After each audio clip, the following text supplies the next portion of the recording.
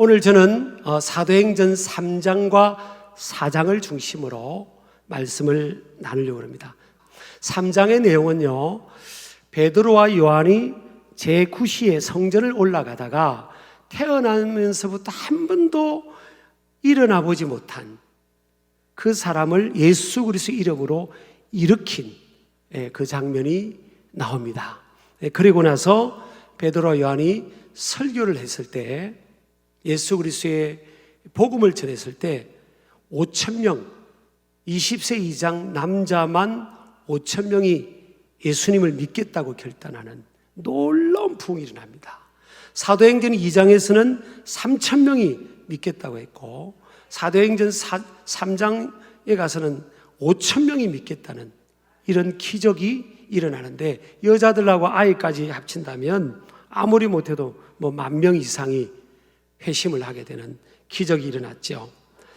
자, 그런데 베드로와 요한에게 있어서는 어떤 일이 일어나는가 하면 감옥에 잡혀버립니다. 자, 수많은 사람을 죄로부터 하나님이 사용하셔서 건져냈잖아요.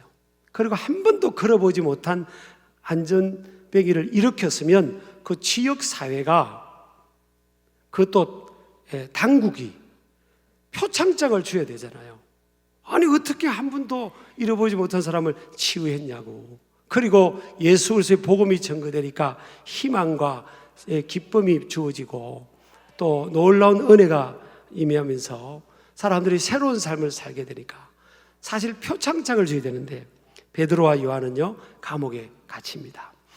그리고 나서 그 당국자들하고 종교 지도자들, 그리고 또 이방인들, 이런 사람들이, 또 사두개인들은 부활을 믿지 않는 종교 지도자들이에요. 그들이 뭘 말하는가 하면, 너 이제부터 너희들 예수 그리스도의 부활을 전가하지 마라 그럽니다.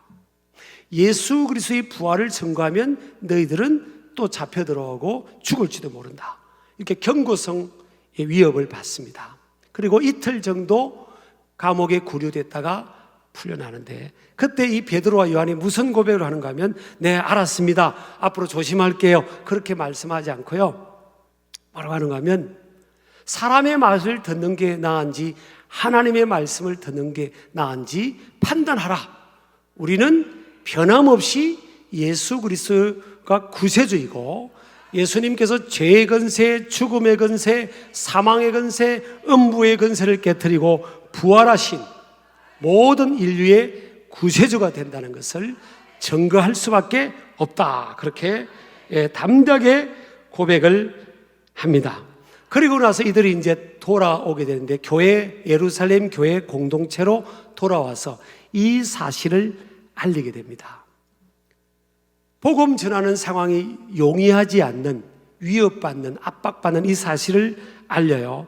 그랬을 때 예루살렘 교회 공동체가 베드로와 요한 사도의 그 급박한 상황을 보고를 받고 나서 무엇을 선택하는가 하면, 이들이요, 합심 기도를 선택합니다. 그것이 사도행전 4장 24절에 나옵니다. 이들이 함께, 그들이 듣고 한 마음으로 하나님께 소리를 높여 이르되, 한 마음으로 기도를 선택을 하게 됩니다. 그래서 이런 이제 3장 4장에 나오고, 그 다음에 읽은 우리 사도행전 4장 29절부터 35절 내용을 보면서 이 초대교회 성도들, 예루살렘 교회 이 성도들의 신앙과 삶을 보면서 우리의 신앙생활, 우리의 삶의 스탠스와 비교를 해봐야 되는 거예요. 왜냐하면 초대교회와 그리스도인들의 신앙생활은 오늘을 살아가는 저와 여러분의 신앙과 삶의 기준이고 표준입니다. 롤 모델이 되는 거예요. 그래서 여러분, 우리가 초대교회 성도들의 신앙생활의 모습을 보면서, 아, 나나 우리 교회, 한국교회, 전 세계 교회는 지금 어느 위치에 와 있나 하는 것을 살펴보기를 주의 이름으로 축복합니다. 아까 우리 초대교회 사도행전 3장 4장을 통해서 이 초대교회와 그들의 사역을 통해 주시는 이 교인, 깨닫게 되는 영적 진리가 있다고 그랬죠. 이것을 몇 가지로 제가 간추려 봤습니다.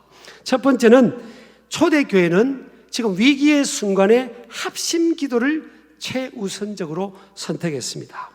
지금 예수의 복음을 전하는 것이 위협을 받고 감옥에 갔다 오고 하는 이런 위급한 상황이었어요. 그런데 그들은 가장 먼저 뭘 선택하는가 하면 합심해서 기도하는데 소리를 높였다는 것은 뭐예요? 열정적으로 하나님 앞에 기도한 것을 보게 됩니다. 여러분, 기도보다 앞서 행동을 하다 보면요, 그 행동의 방향이나 또 결과가 잘못되어 있을 가능성이 많아요. 그래서 여러분, 신실한 그리스도인들은 그런 주장을 하죠. 기도보다 앞서지 말라고. 사무엘 선지자는 기도를 쉬는 죄를 범하지 않겠다고 결단을 합니다. 그러니까 기도를 쉬는 것이 죄라고까지 사무엘 선지자를 통해서 하나님께서 우리에게 말씀해 주시는 거죠. 그래서 초대교회는 합심해서, 위기 때마다 이들은요, 합심해서 기도를 먼저 선택을 합니다. 두 번째로 이 초대교회가 합심해서 기도하기를 다 했다 했습니다. 31절 보면 빌기를 다하며, 오늘 이제 설교의 제목이죠. 빌기를 다하며. 그러니까 합심 기도의 분량이 찼다는 거죠. 합심 기도의 분량이 찼을 때 어떤 일이 일어나는가 하면 땅이 모인 곳이 진동하고 무리가 다 성령이 충만하여 담대히 하나님의 말씀을 전했다, 그렇게 됐어요. 그러니까 여러분이가 개인이든 가정이든 공동체든 기도에는요, 분량이 채워져야 됩니다. 빌기를 다 해야지 빌다가 말면 안 되는 거예요. 사람마다 그 분량이 있어요. 그릇이 있어요. 그릇이 차야 되는 겁니다. 요한복음 2장에도 보면 항아리가 6개 놓여 있는데 그 6 항아리에 예수님께서 하인들에게 항아리를 채우라고 했습니다. 그래서 6 항아리에 9가지 항아리에 물을 채웠더니 그 물이 포도주가 되는 기적이 일어났잖아요. 그래서 이 합심 기도의 분량이 찼을 때 하나님의 임재와 응답이 매우 빠르게 나타납니다. 첫 번째 어떤 일이 일어나는가 하면 모인 곳이 진동하는 역사가 일어났다. 땅의 진동은 하나님의 임재, 쉐키나라 그러죠. 하나님의 임재의 징조를 의미하죠. 출애굽기 19장에 보면 모세가 시내산에 올라갔을 때 하나님이 그곳에 임재했을 때 그 산이 움직였습니다. 이사야서 6장에 보면요, 1절부터 보면 이사야 선지자가 환상 중에 하나님을 만날 때 그곳이 진동이 일어났다 그랬어요. 사도행전 16장에 보면 바울과 실라가 감옥에서 열심히 찬양하고 기도했는데 그곳에 하나님이 임재하니까 감옥이 막 흔들렸다고, 그렇게 되어 있습니다. 이게 일반적 보편적인 것은 아니지만 하나님께서 강력하게 임할 때 그런 역사가 일어나고, 흔들린다, 이것은 뭐예요? 기존의 어떤 질서들을 하나님께서 완전히 바꾸는 초자연적인 그런 역사를 또 의미하기도 합니다. 자, 또 합심 기도의 분량이 찼을 때 어떤 일이 나는가 하면 오늘 모든 사람들을 성령으로 충만케 했다.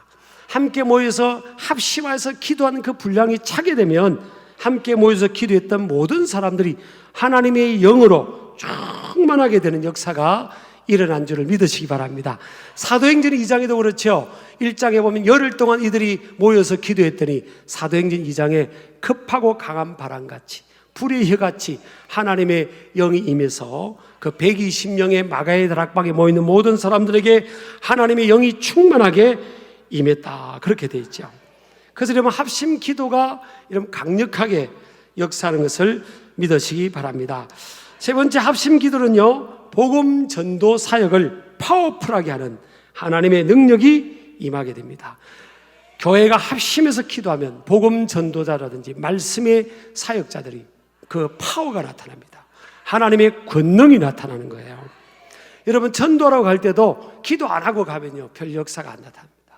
함께 모여서 막 기도의 분량을 채우고 나가면 그 현장에서 파워풀한 역사가 일어나게 되는 줄을 믿으시기 바랍니다. 기도 안 하고 안 하면요, 저 사람이 내가 전도하면 전도지도 안 받으면 어떻게 하지? 내 말을 안 들으면 어떻게 하지? 막 불안하기도 하고 부끄럽기도 하고 또 의기소침하기도 하지만 막 기도하고 가면요, 사람이 이렇게 두렵지가 않아요.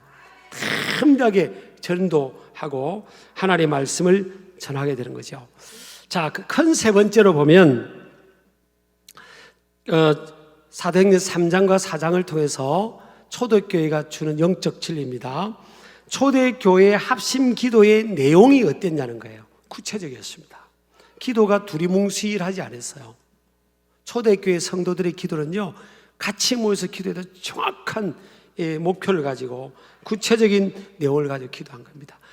두리뭉실하게 기도하면 두리뭉실하게 응답하고요, 구체적으로 기도하면 구체적으로 응답된 줄 믿으시기 바랍니다. 자, 이들은요, 첫 번째로 뭘 기도했는가 하면 29절에 보면 주여 이제도 그들의 위협함을 굽어 보시옵고. 지금 이제도가 뭐예요? 현재형이죠. 현재 그들이 그 복음 전도의 사역의 현장의 어려움들을 하나님께 그대로 현실적 어려움들을 위협의 상황들을 기도한 것을 보게 됩니다. 두 번째는 그들의 기도 중에 하나가 전도자들, 종들로 하여금 담대히 하나님의 말씀을 전하게 하여 주옵소서. 복음 전도자나 말씀의 사역자들이 담대히 하나님의 말씀을 전할 수 있도록. 그래서 여러분, 교회가 복음 전하는 사람들, 말씀의 종들을 위해서 많이 기도하면요, 굉장히 담대하게, 파워풀하게 하나님의 말씀과 복음을 전가할 수 있게 됩니다. 그래서 어떤 때보다도 전도자들을 위해서, 또 사역자들, 말씀의 종들을 위해서 기도를 많이 해야 될 줄을 믿습니다. 영혼을 구원하는 말씀 사역은 언제 어디서나 절박한 상황이며 절박한 기도가 절실히 요청된다는 것입니다. 그 세 번째요, 치유의 역사를 위한 기도를 합니다. 이들이요, 손을 내밀어 병을 낫게 해달라고 기도합니다. 그때나 지금이나 아픈 사람이 많습니다. 이 세상에는 마음이 아픈 사람, 육체가 아픈 사람, 또 영혼이 아픈 사람이 많아요. 예수님 우리 인생에 이사야서 53장에 보니까 우리의 질고를 졌다 그랬어요. 주님이 채찍에 또 맞음으로 우리가 나음을 입었다 그랬습니다. 그래서 손을 내밀어, 여기서는 인간의 손을 말하는 게 아니고 주의 손을 내밀어서 아픈 사람을 낫게 해달라고, 치유가 일어나게 해달라고. 그래서 함께 모여서 기도하는 겁니다. 여러분, 이게 아픈 사람들이 많잖아요. 이 세상에는 크게 아픈 사람도 있고 작게 아픈 사람도 있고, 또 이거 아팠다가 또 저거 아픈 사람도 있고. 그러니까 우리가 그런 그 아픔을 안고 하나님 앞에 하나님 치유해달라고, 예수님의 능력으로 치유해달라고, 이렇게 초대교회는 기도했다는 겁니다. 치유를 위해서 막 모여서 기도했다는 거예요. 여러분, 치유의 근원은 우리 하나님이신 줄 믿으시기 바랍니다. 하나님은 치유하시는 하나님이시고, 여호와 라파 그랬어요. 치유하시는 하나님. 예수 그리스도는 치유하시는 분입니다. 예수의 이름으로 날 때부터 안전병이가 일어났잖아요. 그래서 치유를 위해서 많은 우리가 모여서 기도할 때 더 많은 치유가 일어나게 될 줄 믿습니다. 지금 세상은 그렇게 교회를 향해서 깐부잖아요. 너희들이 믿는 하나님이 어디 계시냐고, 하나님 진짜 계시냐고. 여러분, 우리가 보여줘야 될 때가 됐습니다. 네 번째는요, 뭘 기도하는가 하면 표적과 기사가 거룩한 종 예수의 이름으로 이루어지게 해달라고.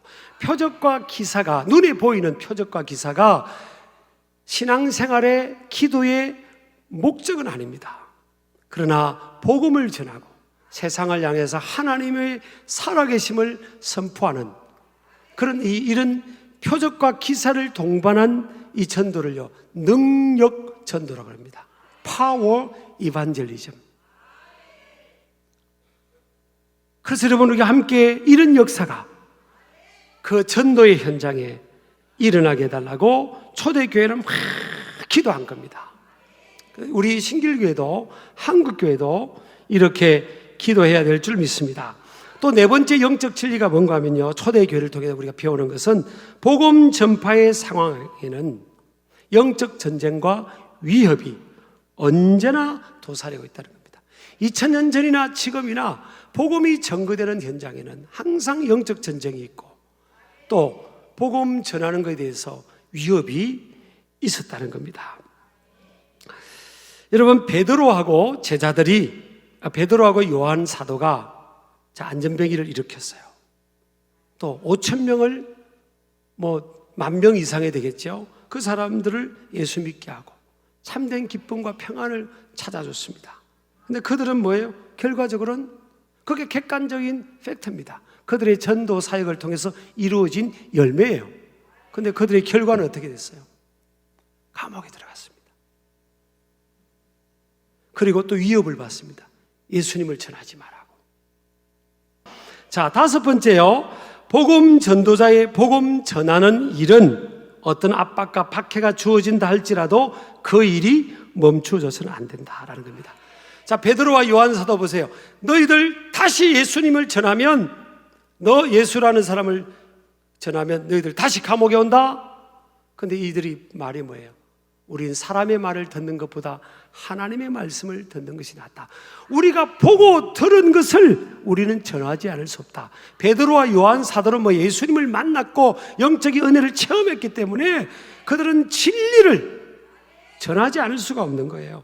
저와 여러분도 여러분 진리 대신 주님을 만났고요, 진리 대신 하나님을 만났기 때문에 우리는 이 복음을, 구원의 복음을 전하지 않을 수가 없습니다. 여러분, 교회를 통해서 예수 그리스도의 복음을 통해서 변화된 사람은요 수없이 많습니다. 그 중에 대표적인 인물이 저입니다. 여러분, 예수 그리스도 때문에 그의 삶이 변화되고 꿈을 갖고 삶이 변화되고 그런 사람들 무수히 예수의 복음 때문에 자살하려고 하다가 그걸 멈추고 다시 희망과 용기를 가지고 새로운 삶을 시작한 사람들 무수히 우리는 세상을 향해서 데이터로 또 모델로 제시해 줄 수 있습니다. 그런데 한국교회가 역할이 없다고요? 여러분, 자, 또 6번째에 좀 오늘 강조하려고 하는 부분입니다. 초대교회 전도자들의 복음 전파의 내용은, 초대교회 성도들 그리고 사도들이 복음 전파의 내용은 매우 본질적이고도 원색적이었습니다. 자, 이들이 핍박받은 것은요, 예수는 유일한 구원이라는 거예요. 사도행전 4장 12절 보면 다른 이로서는 구원을 받을 수 없나니 천하 사람 중에 구원을 받을 만한 다른 이름을 우리에게 주신 일이 없음이라 그랬습니다. 그리고 또 뭐예요? 예수 그리스도는 부활하셨다는 겁니다. 죽음의 권세, 질병의 권세, 어둠의 권세, 음부의 권세, 사망의 권세를 깨트리고 부활하셨다는 거예요. 부활의 복음을 전했습니다. 그래서 핍박받았어요. 또 예수 이름에 능력이 있다는 겁니다. 그들은 예수 이름으로 안전병기를 일으켰습니다. 원색적으로 복음 전하다가 그들은 핍박받고 박해받고 감옥에도 들어갔어요. 자, 이제 우리가 한번 오늘 이 말씀을 통해 한번 적용해 볼 게 많아요. 지금 한국교회가 어려움 당하고 있습니다. 지금 전 굉장히 이 말씀 고민을 많이 했어요. 하나님이 이 말씀을 통해 오늘날 나와 우리 교회 한국교회에 주시는 말씀이 뭘까? 하나님이 감동을 주셨어요. 한국교회는 지금 굉장히 어려움 당하고 있습니다. 지금 9개월 동안 옳게 예배를 못 드리고 있고요. 굉장히 지금 어려운 가운데 있습니다. 그런데 초대교회 성도들이, 사도들이 예수 그리스도의 부활을 전하고 예수 그리스도만이 유일한 구원이라고 증거해서 어려움 당했습니다. 근데 한국교회는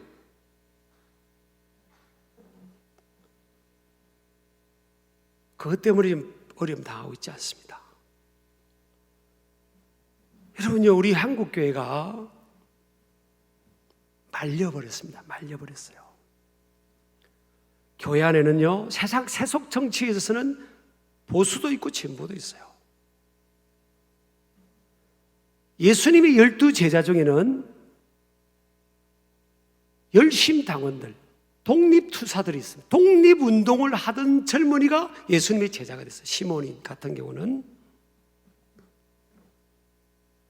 근데 그가 독립운동하는 것이 나중에 예수님 부활하신 후에 하늘로 성천하신 후에 그의 사명을 감당한 게 아니에요.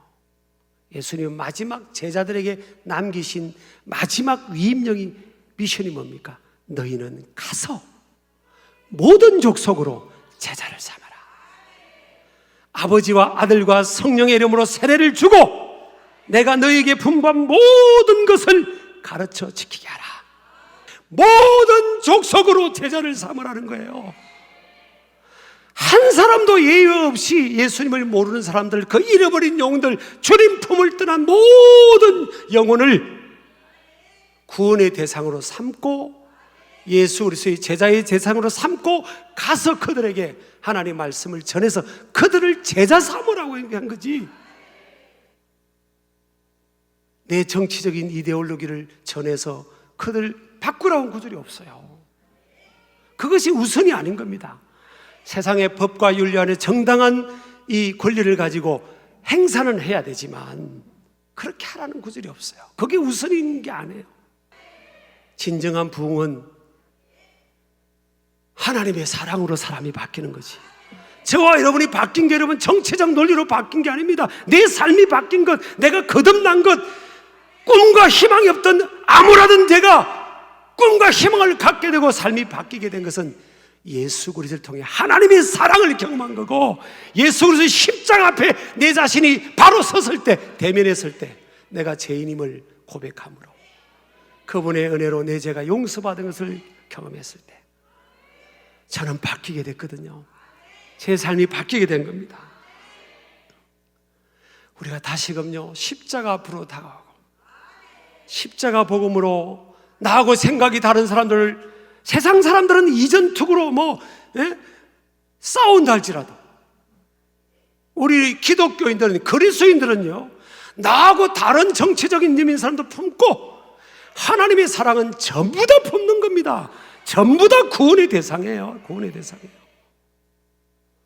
그게 오늘 초대교회가 주는, 지금 초대교회가 로마 황제 물러나라고 이거 데모한 거 없습니다. 로마 황제 시대 때 여러분 초대교회 얼마나 핍박인지 모릅니다. 사자굴 속에 집어넣었지만 똘똘 뭉쳐서 로마 황제 물러나게 달고 데모하고 그런 거, 그게 힘쓴 게 아니에요. 목숨 걸고 여러분 복음 전했습니다. 그래서 300년 만에 로마가 복음으로 정복된 거지, 교회의 세력화로 정복된 게 아니에요. 여러분 절대 자기 합리화의 덫에 빠지지 마세요. 세상의 흐름에 놀아나면 안 됩니다. 기독교회는요 말씀에 굳게 서서, 그래 잃어버린 영을 찾아 이 땅에 오신 예수님 따라 나도 하나님 잃어버린 영을 찾아야지. 그래서 이 교회가 모여서 막 기도하니까 은혜가 임하고요. 자, 초대교회 모습 보세요. 오늘 32절부터 이들은요 니 끝 내 끝 없습니다. 한 마음과 한 뜻으로 다 모든 가진 것들을 내려놓으면서요 그것을 가지고 서로 어려운 이웃들을 도와주고 베풀고, 그게 초대교회입니다. 하나님의 은혜가 임하니까. 이러면서 세상을 바꾸는 거예요. 여러분, 세상을 바꾸는 것은 우리 그리스도인들이 따라가야 될 길은 여러분 주님의 방법으로 따라가야 되는 겁니다. 주님의 방법이 뭐예요? 십자가입니다. 십자가가 뭐죠? 죽는 겁니다. 희생하는 겁니다. 저기 가면 이 문중경이라는 그 여성 한 분이 목숨을 거니까 그 섬이 다 변화됐잖아요. 한 알의 밀이 땅에 들어 죽는 겁니다. 세상을 우리 기독교인들이, 그리스도인들이 뭐로 이 세상을 변화시킬까? 주님의 사랑으로. 그럴 때 바뀌는 겁니다.